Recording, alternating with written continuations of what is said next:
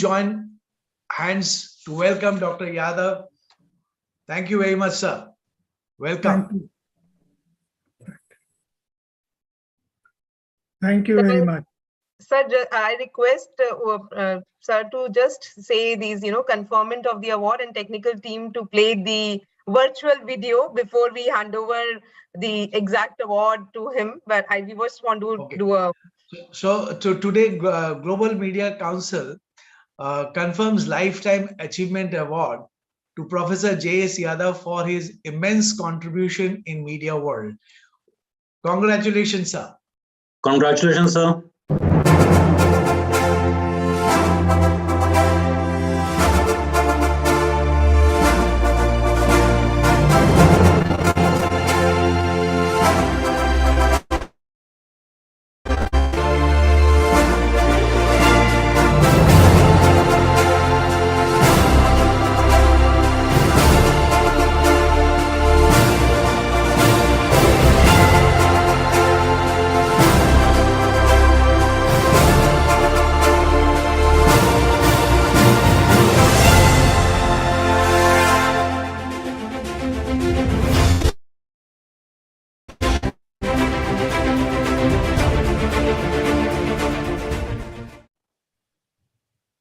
Okay.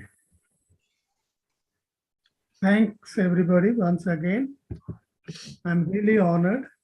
Now the topic is given to me is media research. But most of the points already have been covered by Sajal Mukherjee. Now I'm starting on a very broad perspective or a context, how communication and society are linked. Now, major point which I'm making is human beings are endowed with questioning mind. That's something great God has given to all of us, that we question, continuously keep questioning. Even a child questions right from the birth till the end of our life, we keep questioning. And when we ask questions and we get an answer from mother or from anybody, or teacher or friends or colleagues, we learn. Now that experience which we get, that's a learning. We share that experience or that learning or knowledge with others. Now this sharing involves communication. Now in the process of this sharing, the knowledge or experience based on our questioning minds, the groups are formed, society is formed, and social norms are set, that what to do, what values you have, and cultures develop. Now, other defining feature of human beings is acquiring things. Now, that's also a great thing. That's how the society is progressing and developing. Now, the dimension of communication is creativity and philosophical justification to make communication effective. We continuously striving to make communication more effective. Questioning leads to discoveries, innovations, progress, and development. Sharing of learning knowledge leads to enrichment and empowerment. That's how societies are. People are empowered. We are empowering children, we are empowering women, we are empowering adults, and that's how we are progressing and developing. Communication is central to all such transactions. There cannot be anything without communication in today's or any times, even earlier times, organized human society. Now, next point which I am trying to cover is how this communication can be looked. The study has gone for quite some time, means it started long back, means even before Christ. That's how we say. Actually, communication is as old as human race, but the communication as a subject of inquiry at philosophical level dates back only a few centuries before Christ. Socrates, Plato, Aristotle, the three Greek philosophers are credited with the founders of Western philosophy or Western communication theories. Socrates' search for the truth Plato's dialectics, mode of debate in research for the truth. Aristotle's rhetoric for persuasion that's influencing people are basic for understanding and expansion of Western communication theories and philosophy. Incremental inquiry and debate led to scientific innovations and greater participation of people in doing things or in governance in a broader sense.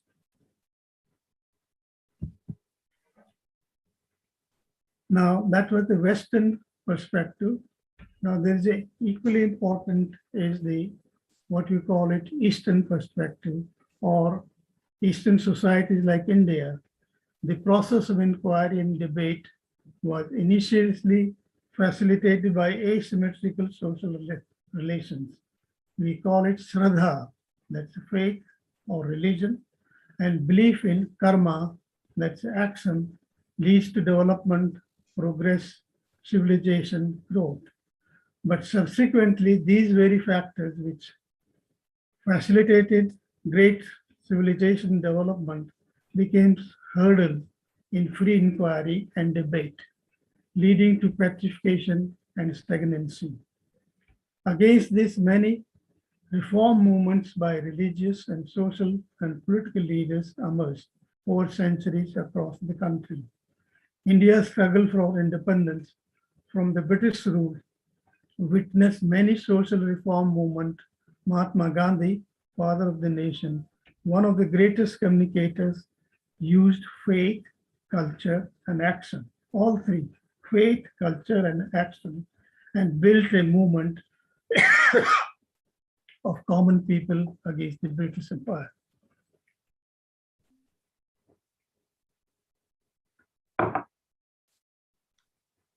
Next would be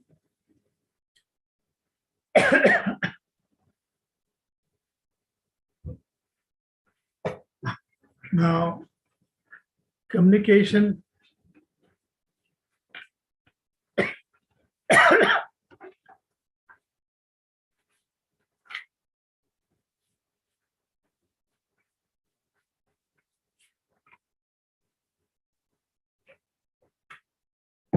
Communication and technological innovations. Now, this is really a very, very fast changing world. Along with philosophical and paradigm shift, there have been scientific and technological innovations to make communication more effective and impactful to reach and influence larger and the larger number of people. Now, how large? Now it's almost global, as pointed out earlier. It's instant, and the world is kind of not seconds. In the moment you speak, it goes around the world. That's the achievement. Human history can be looked from the communication perspective, development and growth of different media of communication. Now, one can think of cave paintings also, engravings, writings, paintings, photography, motion picture, and now we have what's called broadly digital media that are encoded, that is, messages are encoded in machines and readable format, making exponential reach and impact possible. Now that's what digital media has done.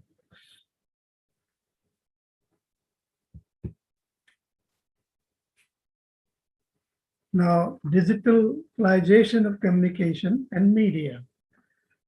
Now, communication is an art of expressing ideas, emotions, and aesthetics so that other people understand you. Now, this is an art. This is the art of expressing not only information, ideas, emotions, and aesthetics. That's how artistically you are able to do it so that other people can understand you. And that's where the advertising people and other experts put in their work and people make it easy. In the age of digitalization, the way media reflects and represent reality, made access and sharing of knowledge easy and extensive. Now with the smartphones, you can reach in remote villages, in tribal areas, in any part of the India or any part of the world. Individuals today are not merely receivers. Now that's a great distinctive feature of the digital media, that individual today, earlier people were receiver of the message. Now today they are not only receivers, but they also creator of information and knowledge. Anyone is having a smartphone, can create a message, send a message, and those messages now are becoming part of our wide circulation. This has far-reaching implications in terms of enrichment and empowerment of human societies and culture.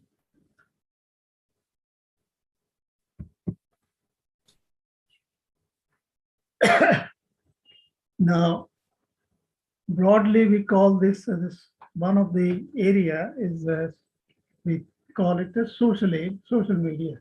It's a generic term and refers to the means of interaction among people in which they create, share, and exchange information and idea in virtual communities and networks. It's about conversation, community, connecting with audience and building relationship. Now, such is the broad area of social media. Now, some of the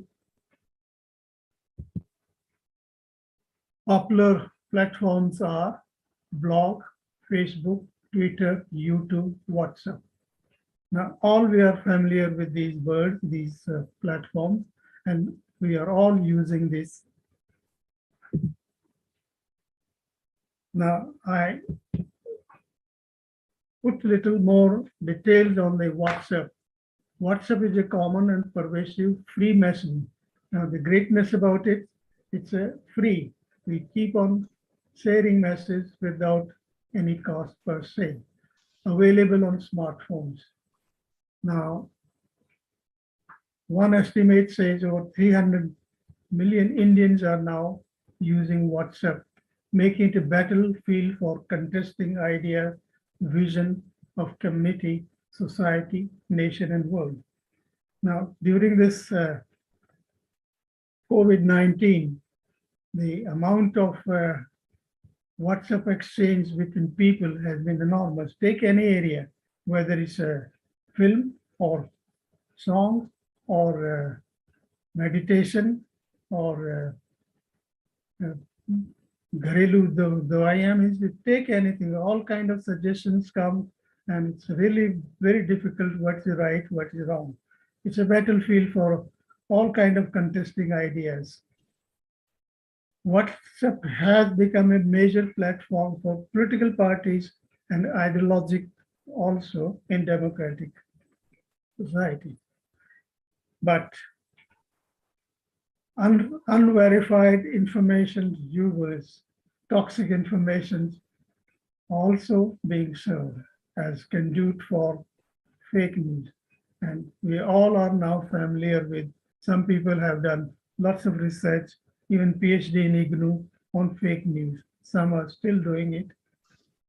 So as to manage, now what role these called news, which are nobody's sure about whether it's a fake or it's true, but they all help in managing perception and influencing voters' choice.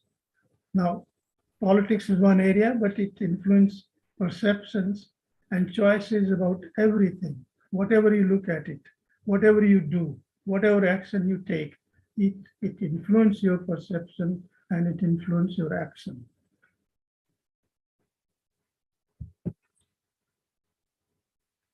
Now, research, it puts, when you have so many creator of messages and so many receiver of messages, it's a really challenge for the media scholars to do research. And so much is a vast area that one can do research on any of these so-called new media. Who who are accessing, who is using it, what for they're using it, what impact or effect they are having. Means we are concerned all children are all the time on their mobiles. And sometimes we become very concerned what they are doing all the time, holding the smartphone and watching. What they are watching, it's a concern. It has medical implication, it has a psychological implication, it has action implication, it has whole growth of how children will grow, will be affected. So these are some of the areas. Now, with massive expansion of communication and media field, scope of undertaking scientific research is enormous. Some of research could be as follows. Now, reach and impact of media, especially of new media. Now, this is a huge area, blog or WhatsApp or YouTube, who are accessing it and what use they are making it. Second area, reach and impact is one area. Second area could be conceptual and theoretical understanding of communication processes. Now it's when access is so much, now what kind of conceptual and theoretical understanding of communication, both from Western and Eastern perspective. Western, we all were quite familiar. The Eastern perspective is less known, means I call it a Sadharnikara. I had done some work on this, and some others also have done it and are still doing research on Sadharnikara. That is, in terms Suchana, that is simplification of information. And it's easily said simplification of information or ideas, but it's very difficult how simplification to what level. It's a simplification level to who is your receiver. Now, when we talk about simplification, there are lots of questions come.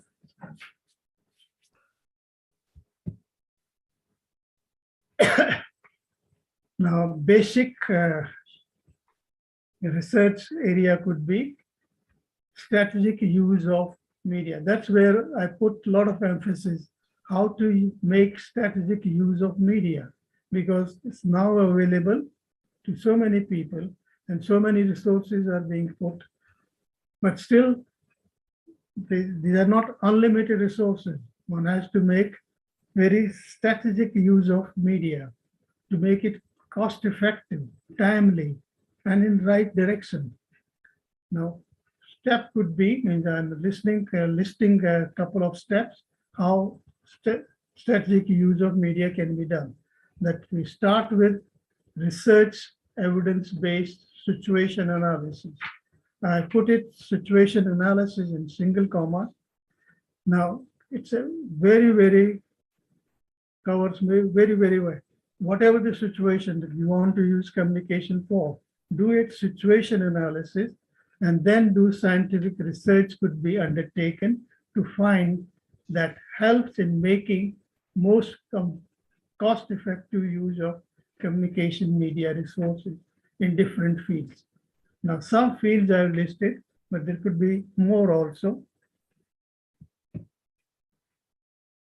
Now, health is one area which needs our attention, particularly in context of pandemic Corona-19 and its newer variants.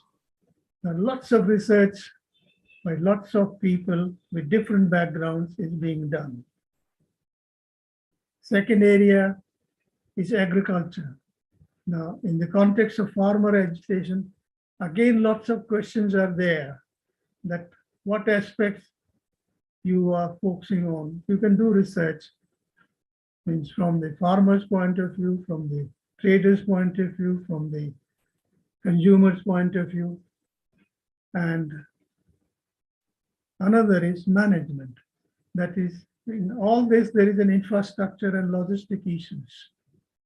Now, this is also needs attention, and people are doing research in infrastructure and logistics. Another area is education. In the context of COVID-19 and lockdown, children not able to go to schools and play outside. It has a lot of implications. what you can study and what you really learn, share, and improve. One more to my mind is orientation, advocacy, and skill development of whole lot of people, that is particularly service providers, managers, and leaders in all fields, including politics. So researches can be done by situation analysis, then say what you are trying to achieve, focus on that target, focus on your audience, and then use whatever area suits you to make it really possible orientation, advocacy, or skill development of service providers, managers, and leaders.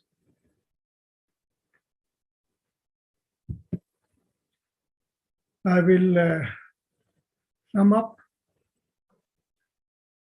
by saying empowering people by sharing information and knowledge through digitalized media are increasingly becoming common across many sectors and fields. I listed some fields, but it's almost on all sectors and all fields. This is what is happening. So communication and society is a vast canvas. One can do research on any aspect of communication and media.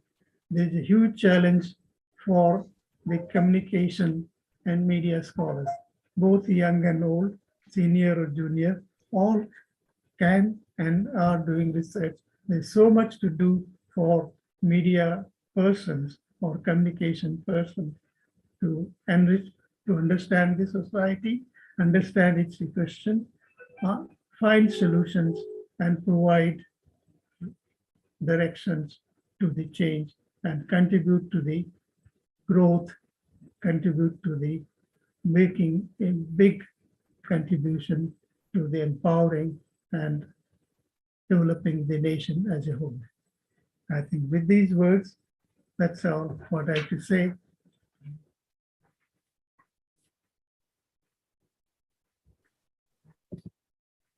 Thank you for your kind attention. Thanks for being patient with me. Hope these slides, you have got it and you are able to follow it up. Thanks for your kind attention. Thank you so much, sir.